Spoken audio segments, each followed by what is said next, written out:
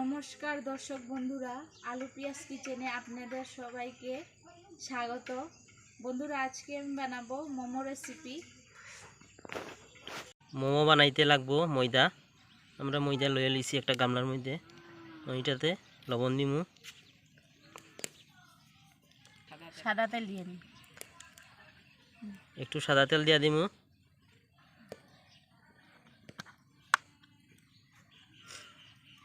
এখন একটু মাখাইমু এটারে।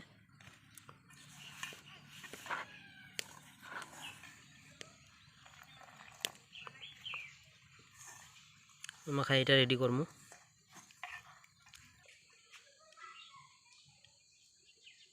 ময়দাটা মাখাই লাইছি, এখন আধা ঘন্টা রাখিয়ে দিমু ঢাকিয়া।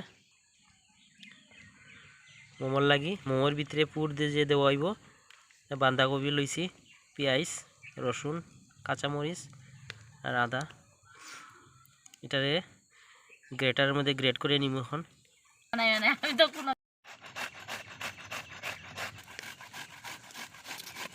পেঁয়াজটারও গ্রেট করে নিমু। পেঁয়াজটারে গ্রেট করে নেওয়া হয়েছে। ফুলকপি গ্রেট করার,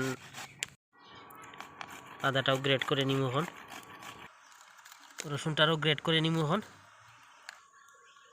গ্রেন করা হয়ে গেছে। এখন এটারে চিপিয়ে জলটা ফালাই দিমু।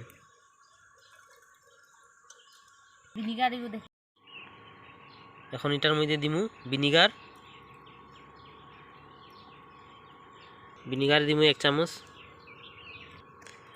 সয়া সস দিমু 1 চামচ, আর একটু দিয়া দিমু। এটারে ভালাটিকে মাখিয়ে নেওয়া হইব। এটার মধ্যে লবণও অ্যাড করা হইব স্বাদ অনুযায়ী। এটা মাখানো হয়ে গেছে। এটারে এখন আধা ঘন্টার লাগি ঢাকিয়ে দিমু। গ্রেট করা পুরটা ফ্রাই করার লাগি কড়াইয়ের মধ্যে তেল ঢালে দিছি।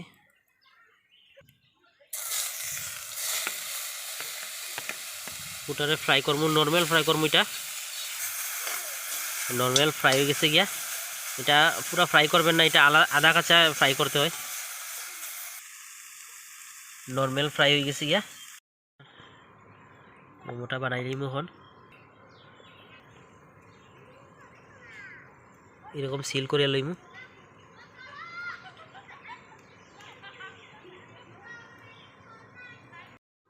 মোমোটা ভাপ দেওয়ার লাগি এরকম একটা ছিদ্র ছাঁকনি একটা নিয়ে নেবেন।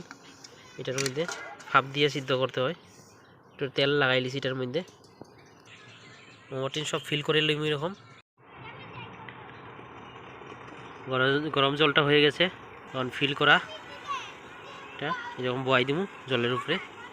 ঢাকনাটা লাগাই দিমু।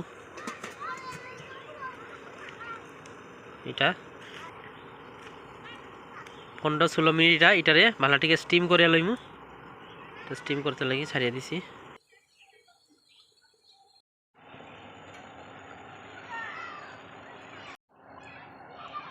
Finally momo ready. এটারে এখন সার্ভ করে নিমু। সার্ভ করে লইছি লগে টমেটো চাটনি। এটা বাড়িতে বানাইছি টমেটো চাটনি। মোমোর লগে খাই চাটনিটা। দেখুন কত সুন্দর হয়েছে।